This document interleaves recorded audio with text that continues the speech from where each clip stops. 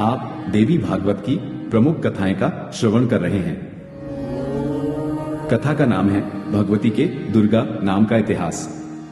भगवती शताक्षी के द्वारा संसार एवं देवताओं की सुरक्षा और संरक्षण की बात सुनकर दुर्गम दैत्य अत्यंत कुपित हुआ।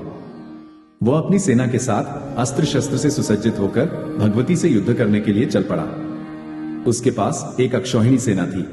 देवताओं की सारी सेना घेरकर वह दैत्य भगवती के सामने खड़ा हो गया। भगवती शिवा ने ब्राह्मणों और देवताओं के चारों ओर तेजो में चक्र खड़ा कर दिया और स्वयं बाहर निकल आईं। देवी एवं दुर्गम दैत्य के बीच भयंकर संग्राम प्रारंभ हो गया। दोनों ओर की बाण वर्षा से सूर्य मंडल ढक गया। देवी के श्री विग्रह से बहुत सी उग्र शक्तियां प्रकट हुई। कालिका, तारिणी, बाला, त्रिपुरा, भैरवी, रमा, बगला, मातंगी, त्रिपुर सुंदरी, कामाक्षी, तुलजा, जम्नी, मोहिनी, गुह्यकाली और 10 सहस्रबाहु का आदि नाम वाली 32 शक्तियां उत्पन्न हुई। तदनंतर 64 और फिर अनगिनत शक्तियों का प्रादुर्भाव हुआ। उन शक्तियों ने दानवों की बहुत सी सेना नष्ट कर दी। फिर दुर्गम स्वयं शक्तियों के सामने उपस्थित होकर उनसे युद्ध करने लगा। 10 दिनों के युद्ध में उस दैत्य की संपूर्ण सेना का संहार हो गया था। इसलिए वह क्रोध और अमर्ष से भरा हुआ था। थोड़े ही समय में उस महापराक्रमी दैत्य ने देवी की संपूर्ण शक्तियों पर विजय प्राप्त कर ली। तदनंतर वह परांबा भगवती के सामने अपना रथ ले आया। अब भगवती जगदंबा और दुर्गम दैत्य के बीच भीषण युद्ध होने लगा। हृदय को आतंकित करने वाला यह भयंकर युद्ध दोपहर तक चलता रहा। इसके बाद देवी ने दुर्गम पर 15 बाणों का प्रहार किया। दुर्गम के रथ के 4 घोड़े देवी के 4 बाणों के लक्ष्य हुए। एक बाण सारथी को लगा। एक बाण ने दुर्गम के रथ की ध्वजा काट दी। 2 बाणों ने दुर्गम के दोनों नेत्र और दोनों भुजाओं को बींध दिया। जगदंबा के 5 बाणों ने उस दैत्य की छाती को विदीर्ण कर दिया। अंत में वह दैत्य रक्त वमन करता हुआ धरती पर गिर पड़ा। उसके शरीर से एक तेज निकलकर भगवती के रूप में समा गया।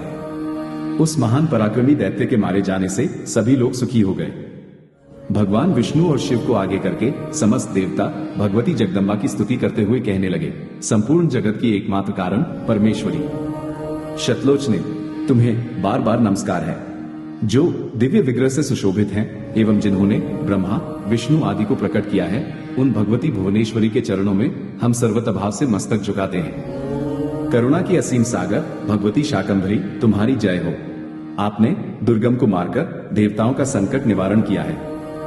इसके लिए हम सभी देवता आपके प्रति हृदय से कृतज्ञ हैं। ब्रह्मा विष्णु शिव आदि देवताओं के स्तवन एवं पूजन से भगवती जगदंबा संतुष्ट हो गई। उन्होंने दुर्गमासुर से छीने हुए वेदों को देवताओं को सौंप दिया। तदनंतर उन्होंने ब्राह्मणों से कहा, जिसके अभाव में ऐसा अनर्थकारी समय उपस्थित हो गया था, वह वेदवाणी मेरे शरीर से ही प्रकट हुई थी, अतः सब प्रकार से इसकी रक्षा करनी चाहिए। मेरी पूजा में संलग्न रहना तुम्हारा परम कर्तव्य है। तुम्हारे कल्याण के लिए इससे श्रेष्ठ कोई उपाय नहीं है। मेरे हाथ से दुर्गम नामक दैत्य का वध हुआ है, अतः आज से मेरा एक नाम दुर्गा प्रसिद्ध होगा। करुणा का स्वरूप होने के कारण मैं शताक्षी भी कहलाती हूँ। जो व्यक्ति मेरे इन नामों का कीर्तन करता है, वो माया के बंधन को तोड़कर मेरा स्थान प्राप्त करता है। इस प्रकार भगवती दुर्गा देवताओं और ब्राह्मणों को उपदेश देकर अंतर्धान हो गई।